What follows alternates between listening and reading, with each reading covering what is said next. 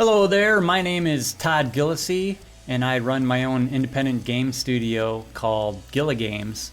My most recent video game release is Rising Star 2, which came out exactly 1 year ago today. In this video, I'm going to talk about how I got up to that point in releasing it, and then all of the updates that have gone into it in the last year, in the first year of its release. You know, a lot of people ask me, like, how did you get to where you are? You know, why did you want to start making games and things like that? Now, I'm not going to go back that far, but I am going to go back to the 90s, the late 90s, where I was doing freelance 3D animation, and I was using Lightwave 3D primarily. At that point, it was like version 3 point something. In October 27th, I think it was the 27th, 26th or 27th of 1999, I got a job at a company called Plexus Systems as the graphic artist. They were making software for manufacturing companies in the Detroit area, I should say. I lived in Michigan at that point. And they were looking for a graphic artist that could implement graphics into the software, kind of, you know, in today's game industry terms, more like a tech artist, I guess. Someone who could handle the art and manage implementing it into the tech without having to just turn it over completely to the engineers. But I wasn't hired as a coder at all. And that was actually a really big turning point in my career, in my life, I guess. That's why I'm starting this story here. I was 28 years old, and I'd always been interested in making video games, but I never thought of it as a legitimate career option for me because it was really technical back then. You know, you didn't have all these really easy to use game engines that you have nowadays, like Unity and Unreal Editor and, you know, just a lot of different ones now. Anyway, Plexus shortly after changed their name to Plex. So if you Google Plexus, you might not find them, but if you go to plex.com, that's the company. When I started out, it was a small company. I think I was number 36. There were 36 people after I got hired, and it was co-founded by Rob Beatty, who has since gone on to be a successful author of young adult books in the Serafina and Willow of the Wood series. And I heard from him that Willow of the Wood is being developed into a TV show with Amy Adams involved somehow, so that's pretty awesome. And anyway, so in 1999 I started there. I have some, there's my hat. I still have some merchandise from that place that still says Plexus Systems. Could be a collector's item because nowadays, like I said, it's Plex. Okay, so I'm at Plexus Systems. Sometime in 2001, just on the side while I was working at Plexus, I decided I'm going to teach myself how to learn C++. You know, because I'd always just, you know, Visual Basic and, you know, basically basic programming languages, and you couldn't do anything really serious with those. So I bought one of those books, Teach Yourself C++ in 24 hours. And there was a book, I can't remember the author's name, but he wrote a bunch of gaming books, about game development books. One of them was, I think it was Game Development for Dummies, I think it was. Anyway, these two books worked really well together. And I ended up just messing around with that, and, you know, like I do with most new technologies, I start to eventually, once I'm messing around with it enough, determine, you know, or decide what I want to actually try to do as a project. So I decided that I was going to make a game that was a clone of Mule, which was a economic strategy game from the 80s. It's a classic. I always loved playing that game with my friends. It was kind of a hot seat game. You all played together, sitting around the computer at the same time, up to 4 players.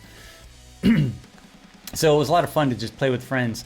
And you couldn't really play it anymore unless you had some kind of Commodore 64 emulator, and then those were still kind of flaky, even especially if you're trying to get 4 different players with inputs at the same time. So I thought, I'm just going to make this game. And I'm going to upgrade the graphics so they look better than what they were on the, 64 and the 80s and stuff. So that's what I did. And that was sometime in 2001. I don't know when I started it. Early in 2002, and this was pretty early on in the World Wide Web days too. There still weren't a lot of resources for game developers, but there were a couple of websites. I think like Gamasutra. I'm trying to remember. I don't remember them all now. But I went on a couple of forums asking a lot of questions about C# or C++, DirectX, because I was using DirectX 7 for the graphics, DirectX 8 for the multiplayer networking, and I must have mentioned my project in there, maybe screenshots, I don't know. And suddenly I got contacted by Richard Arneson, who was representing Shrapnel Games, and asked if I'd be interested in letting them publish the game. I was like, wow, geez, I don't know. I was just making a game for me and my friends to play. I didn't know I was going to sell it, but I thought, oh, why not? So signed a little contract with them, and then suddenly it was real. It was like, oh, now the pressure's on. I actually gotta finish this game, and it's gotta be good. Can't just be kind of hacky. So that came out in July of 2002. When it came out, Rob Beatty from Plex, because I was still working there full time, so I'd been working on the Space Horse is the name of the game. I'd been working on Space Horse in my spare time in the evening and weekends for over a year. And when it came out, Rob said, "Hey, bring one in." I said, "Okay." And it was a CD-ROM in a box, like a case like you used to. That was right before people started downloading games over the internet, because the bandwidth still was kind of low. And we had our weekly company meeting, maybe like 40 people at this point, 45, I don't know. And we all sat around, had pizza every week. It was just as much a camaraderie thing as it was information about what's going on at the company, but there was that too. A few people took the opportunity to take naps under the conference table. But he passed the game around in the box and showed it to everybody. He was really supportive of my efforts in working on that project on the side while working at Plexus, which was really awesome. Rob was always really good about that kind of stuff. So fast forward a little bit, and of course I'm doing updates for Space Horse. There was a couple of patches. In 2003, I decided with a friend to put out a music magazine for the local music scene. So it's kind of like a zine, I guess. So we did that for about 6 months. I think we did like 4 or 5 issues before pretty much running out of money, because it wasn't making money. So we did it for fun, and it was a lot of fun during that time. We got into a lot of concerts for free. We got to meet and interview a lot of musicians that were touring, coming through. So it was the local music scene, but a lot of touring bands coming through and playing at the club level. So we got to meet them. And we got a lot of free CDs from record labels all over the place. So that was really cool. And there's still a good handful of them that I have in my regular rotation today still. Then in July of 2004, I went on tour I was in a noise art group with Mookie and Jimmy B. And we just made a lot of noise. Mookie did a lot of electronic modifications of toys and samplers, and he used samples and just modified the sounds real time.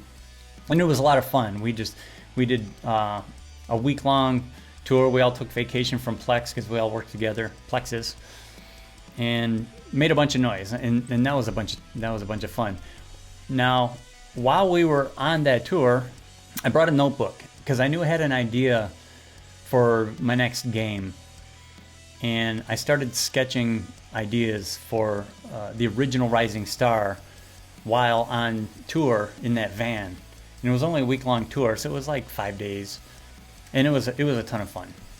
We didn't make any money. That wasn't the whole point. It was basically our vacation.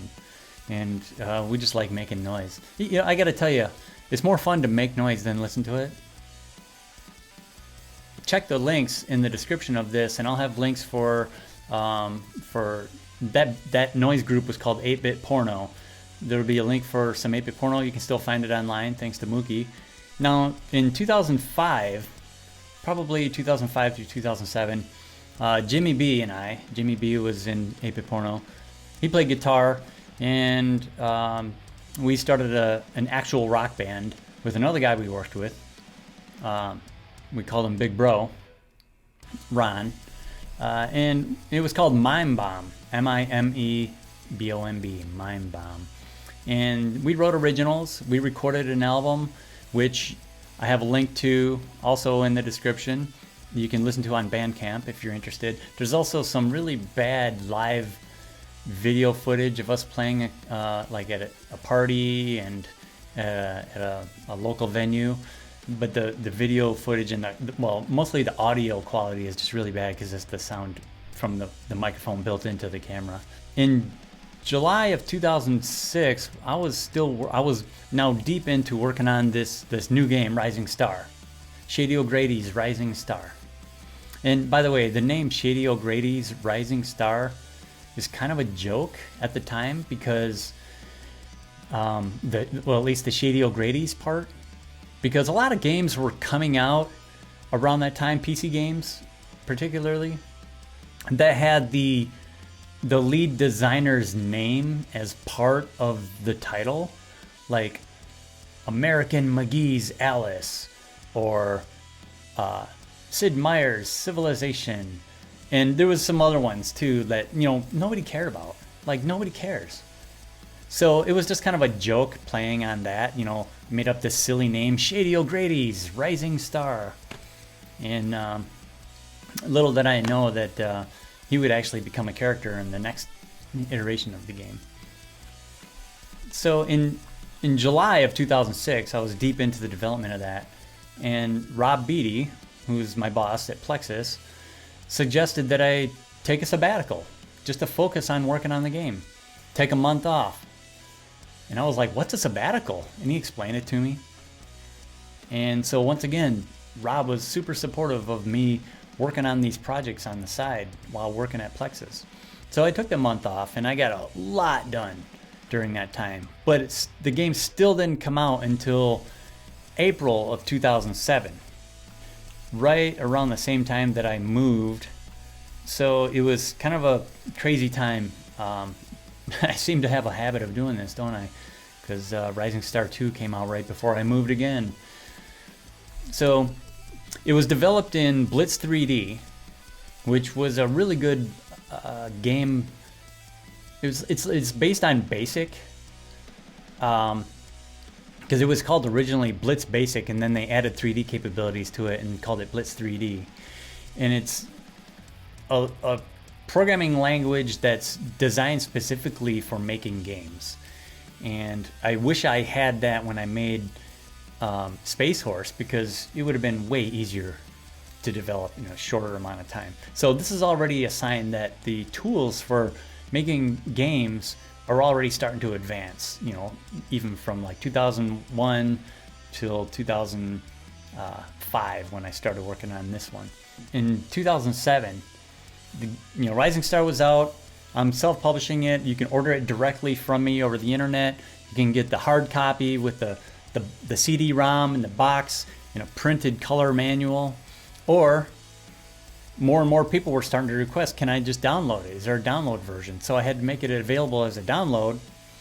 And when I did that, probably 90% of the purchases from people were the download version. So I was stuck with boxes of printed manuals and CD-ROMs and stuff that I didn't end up ever selling, because it was 2007 was like, I don't know when did Steam come out, probably around that time, but it was, the internet was getting faster and people were starting to download games more. It was starting to become more common, more desired by people.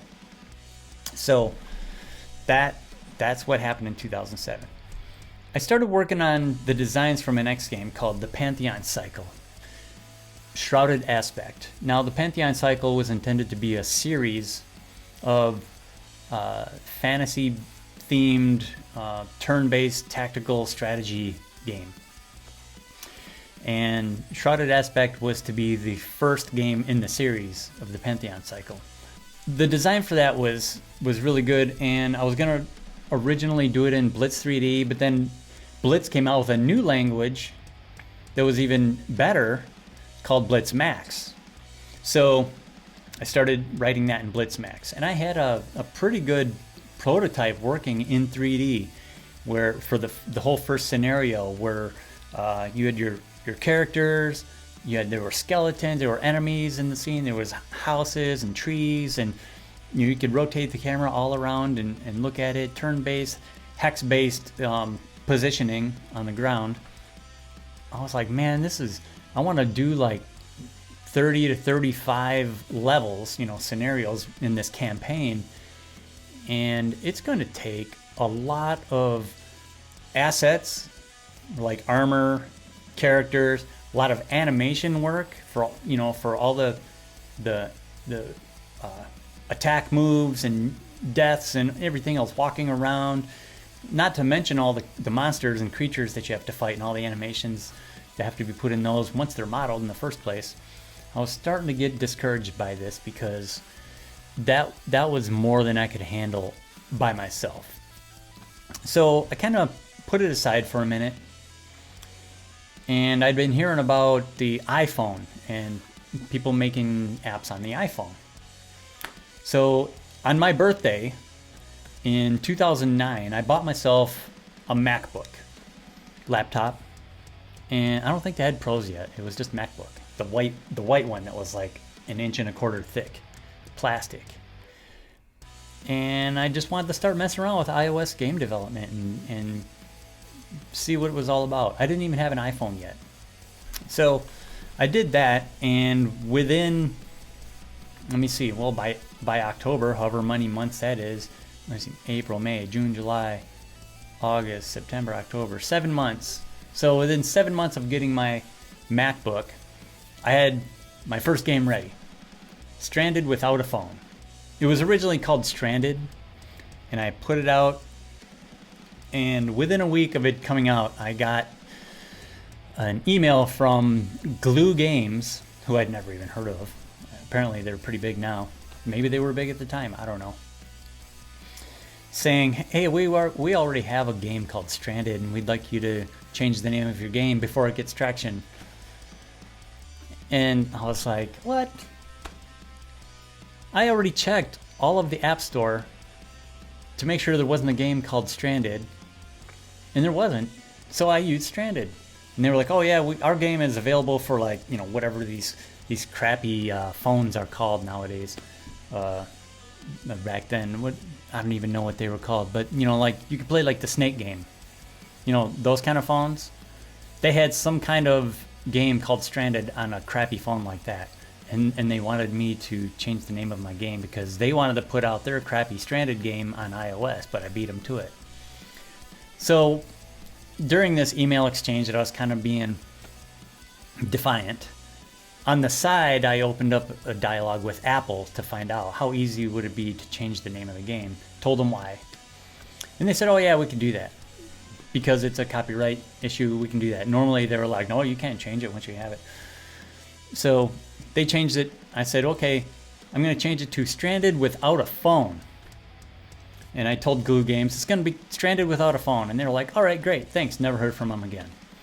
I expected them to kind of push back on that and say like, oh, that's still too similar because it has Stranded in the title, but they didn't. It was doing really well. It surprised me. I mean, I didn't get rich from it, but the first full month of sales was November.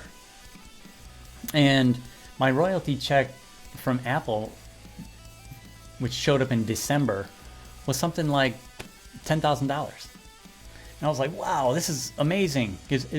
I'm still working at Plexus also. I think I was part-time at Plexus at this point because I had moved and was working from home remotely, so it's kind of switched to part-time because I also wanted to focus more on game development, kind of split my time, and they knew that. I asked them if I could do that, and they said I could do that. I was encouraged by not only the sales from the iOS, Stranded Without a Phone, but also when I was looking at other games on the platform at the time, they were very simple. I mean, you could get away with a lot less graphically on the iOS, on iPhones, than you could on computers.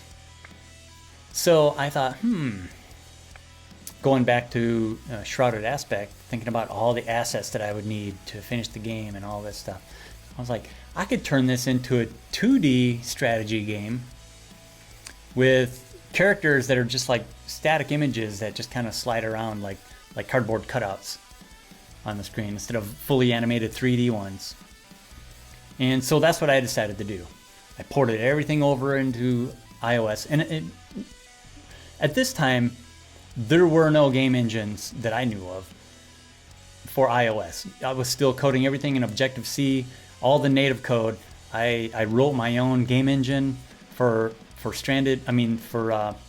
Shrouded Aspect, but it was also a hex-based tile grid system for movement around, which Stranded Without a Phone already had. So I was able to reuse that technology, move it over, and a lot of the other stuff that I learned from Stranded Without a Phone, and started focusing on Shrouded Aspect for iOS while I was still working at Plexus.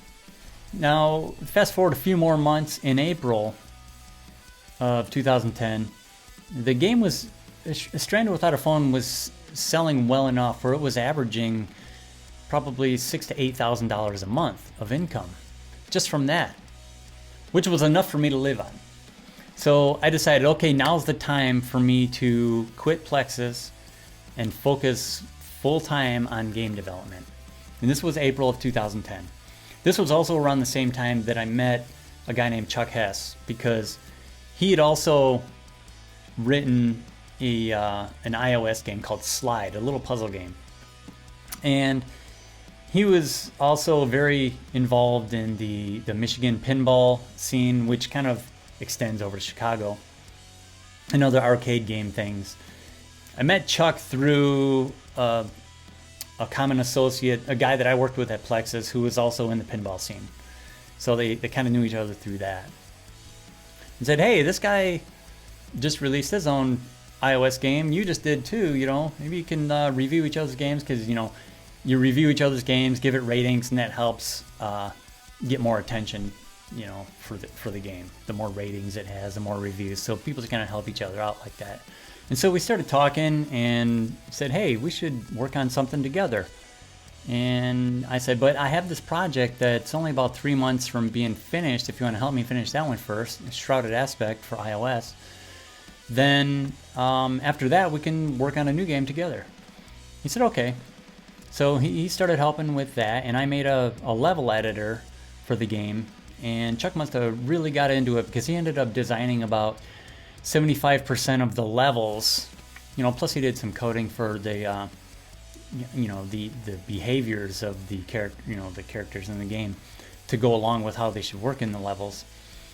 And he did it in a really scope creepy way, though, because I had intended, maybe 35 scenarios, which in my head were going to be that many encounters that you have with battles. Well, the maps were big enough on the levels where you could have an encounter in one area and then move along to another area and have a whole other encounter, then move along to another area and do another encounter. So Chuck was turning these scenarios into like sometimes 4 or 5 battles within one scenario. So what I thought would be like, 15 or 20 minutes per scenario to play it ended up turning into like an hour per scenario to play it.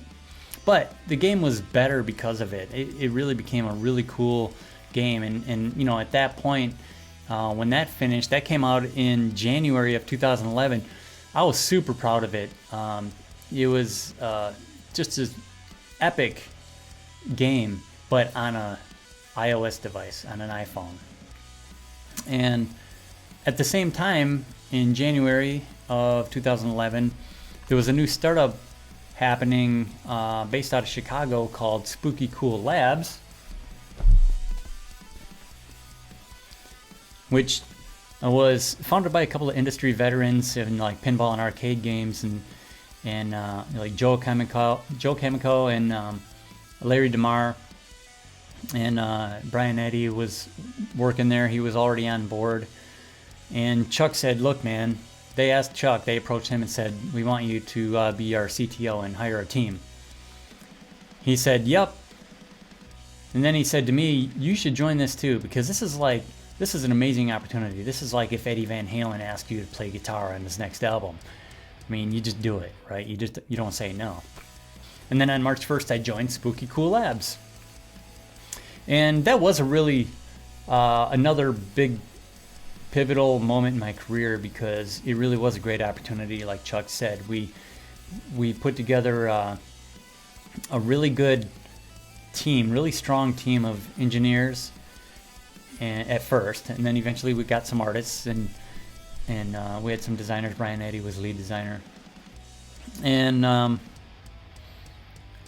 think there was about maybe 6 engineers on the team, and we started putting together a Wizard of Oz themed city builder game, because at that time all the games on Facebook, the goal was to make some Facebook games. All the games on Facebook were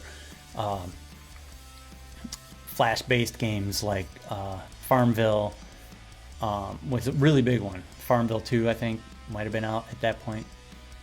But, I had seen all these things going back and forth on Facebook all the time, like, so-and-so wants, carrots or whatever, seeds, give them to them and you'll get some too. And I just didn't understand that mechanic, or if I don't have any to give him, but if I click yes, then somehow I get some and he gets some. So it's like creating these items out of thin air. I didn't understand that concept, because it was like a new thing for social games, and somehow like millions of people got it, or they didn't care and they just clicked it, and it worked for them, because it made Zynga really big and rich.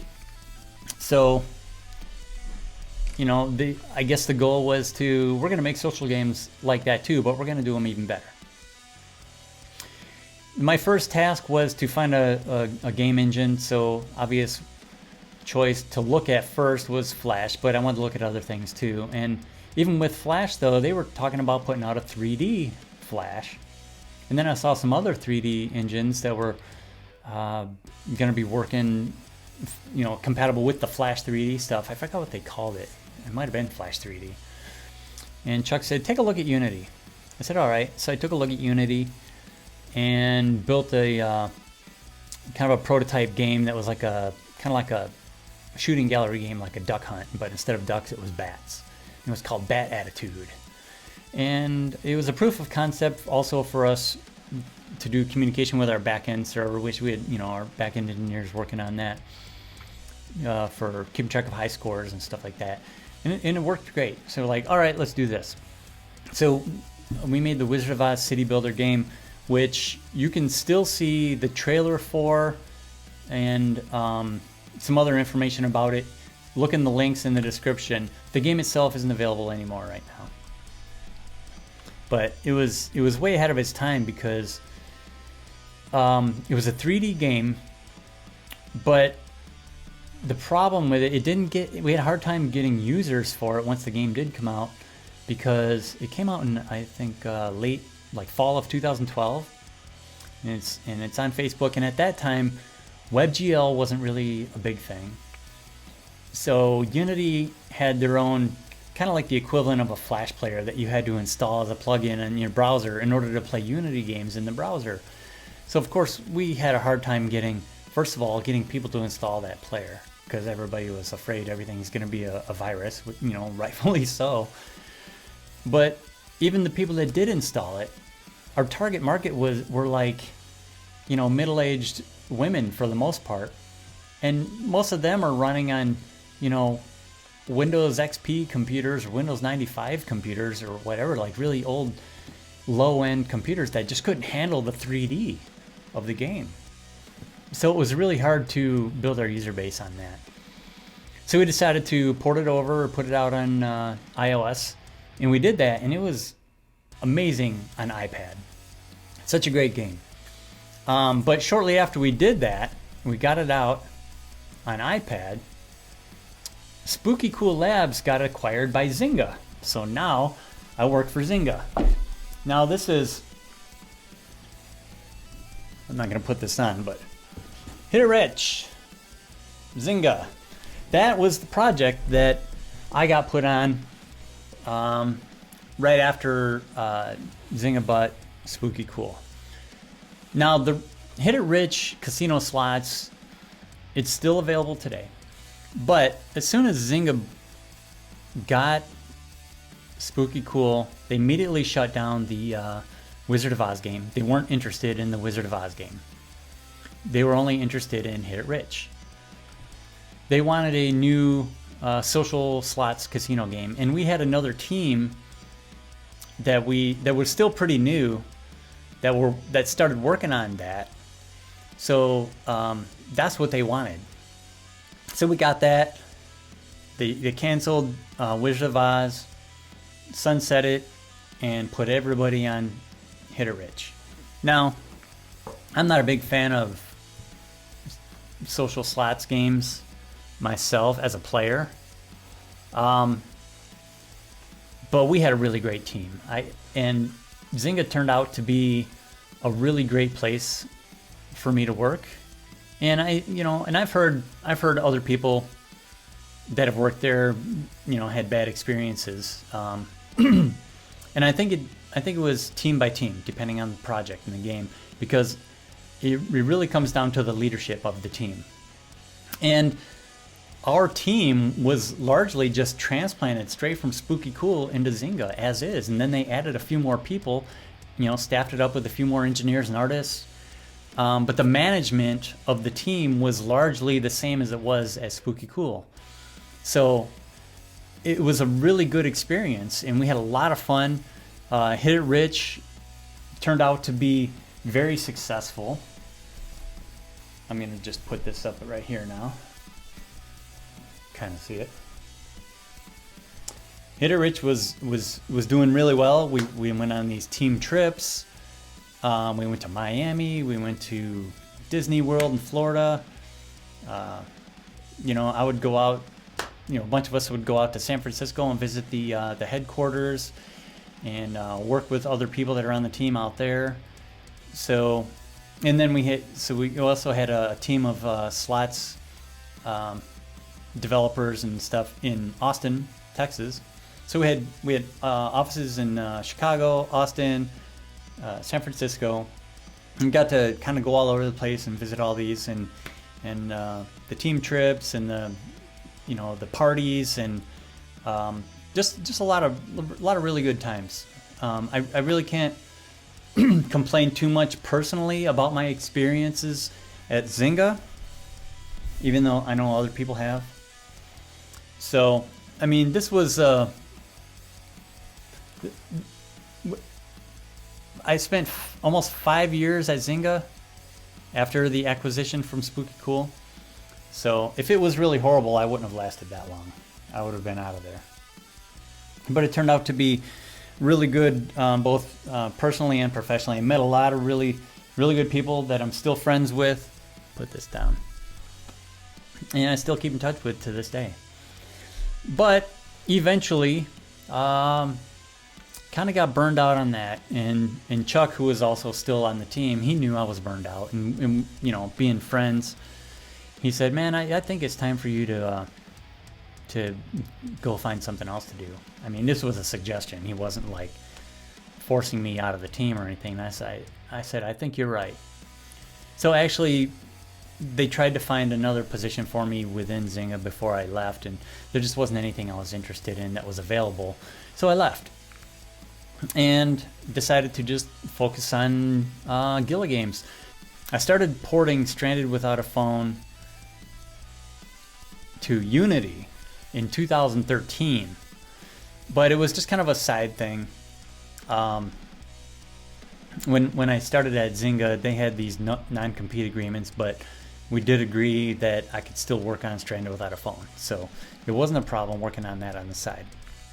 I wanted to eventually release Stranded Without a Phone for Android because I had a lot of players requesting that. Hey, is this available for Android? No. And I knew that there's no way I'm going to do Android development natively. And now I had a lot of Unity experience, particularly mobile Unity experience with Hit It Rich. So I thought, okay, I know I can do this. If I put it in Unity, then I can, not only can I publish it to iOS and Android more easily, but it'll be more easy to add new features. So I did that. But it was just on the side, and it took a long time. Somewhere along the line in the end of 2016, still working at Zynga, I decided to do the same thing with Rising Star.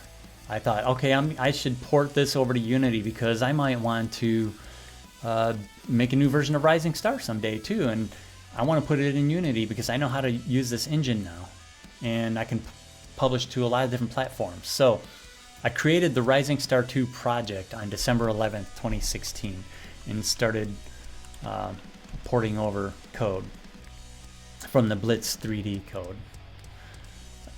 In August of 2017, I'm still working at Zynga, but I had a friend of mine, Phil Luddington, who I used to work with at Zynga.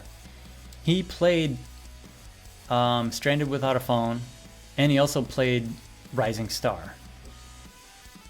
And watching him play it, this is the first time I'd watched anybody play one of my games in a long time.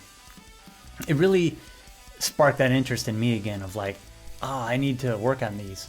So I started working on Stranded Without a Phone again with the intention of releasing it for Android. I started doing the same thing for porting the code over for Rising Star 2, which it was just Rising Star at the time. I didn't know what it was going to be called or anything, if it was going to be a sequel. But the goal for porting it into Unity, the first goal was just get it running. Just, with the same feature set. Don't try to put any new features in. Just get the game running in Unity. And it took a long time to do that because the code base is, the way you write code in Unity is very different than you do in like Blitz 3D, which is more of a traditional main loop. In Unity, you don't have a traditional main loop. So finally, in February of 2018, like I mentioned, I ended up leaving Zynga. Good terms, still friends with a lot of people that I work there. I'm in the Austin area now. I worked in the Austin office for a couple of years before leaving there, so a lot of friends out of the Austin office. And I just decided that I'm going to focus full-time on Guild games, starting with Stranded Without a Phone. Get that out for Android, get some new features in that. And so that's what I did. Released the huge update for Stranded Without a Phone, including the Android version for the first time. And then just, February, March, April, into May, I started, I was just continuing doing those updates. And then in May, I was contacted by a friend of mine that I used to work with at Zynga, who no longer worked at Zynga also, and said that they had a friend that was working at a startup doing blockchain technology stuff, and they were interested in creating games based on blockchain technology, and asked if I was interested in that. So now I love startups. I love working for startups. Plexus was a startup. Spooky Cool was a startup. Both of them were successful at this point. I felt like I was 2 for 2 on startups, not including my own. I didn't count myself yet because it was still in that really full-time career stuff. So anyway, I was like, yeah, let's check this out. So I started working at Block and Chain Games. Here we go. Block and Chain Game Studio. It's got on the back even bigger. All these game studios love to make t-shirts. And started working on a game. We had a really small team there too. And started working on a game called Block Fight, which was designed by, it was kind of already designed by people that had been working there, some designers. And so I just kind of picked it up. They were originally trying to write it in just raw WebGL JavaScript. And I was like, whoa, no sense in reinventing the wheel. At this point, Unity had long since dumped their Unity player plugin thing for running games in the browser. Unity was publishing straight to WebGL, and it was working really well. I said, let's just do that. I said, give me a week, proof of concept this, see how it looks. So that was my first week at Block and Chain Games. Did great. 1 week I had something up and running in a browser, you could play it, 3D animations, looked really good. Said, all right, let's do this. So the rest of the team were working on a couple other games that were the traditional JavaScript, like HTML5 stuff, I guess, 2D stuff. And so I was pretty much left alone to work on Block Fight, which was just a fighting game where it's a gambling game, really. You wager, you pick two opponents, or you pick who you want to be, and you pick your opponent, and then how much you want to wager. And it was like cryptocurrency, Ethereum, you know, our own internal one, and then like a fake money, you know, just like a soft currency. Anyway, and then you just you clicked and it rolled dice, and based on the rolls, you know, eventually one of them died, and whoever was the winner won. And if you won the money. So pretty basic gameplay, but that's what, you know, blockchain games were basically doing at this point. It was just basically real simple gambling games, because even to this day, really, people don't know what to do with their cryptocurrency. They buy it, they hold on to it, they sell it. There's not much to do with it, like practical. So people wanted things to do with it, so these games have come out just give you something to do with it, even though it's really just gambling.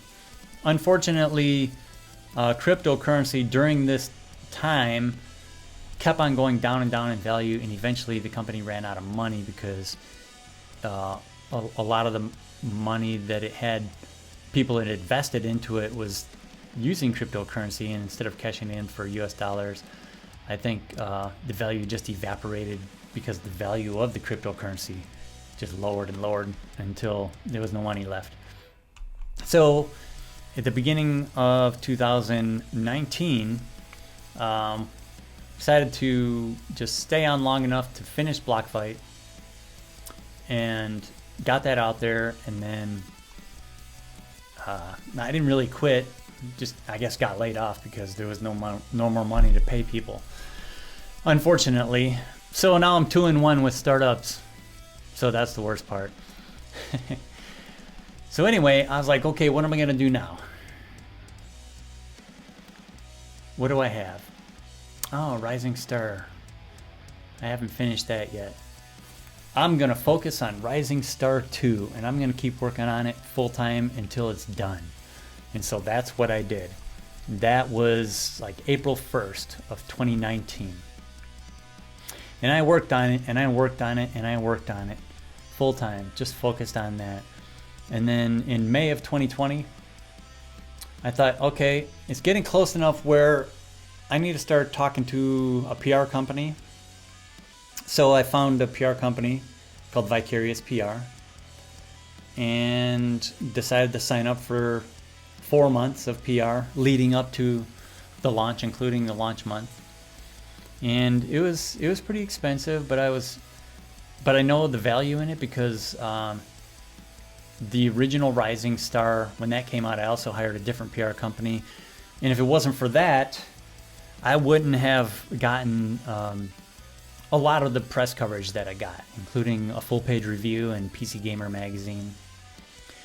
So I'm not a marketer, and I was willing to spend money to put my trust in the the professional skills of people that are public relations professionals.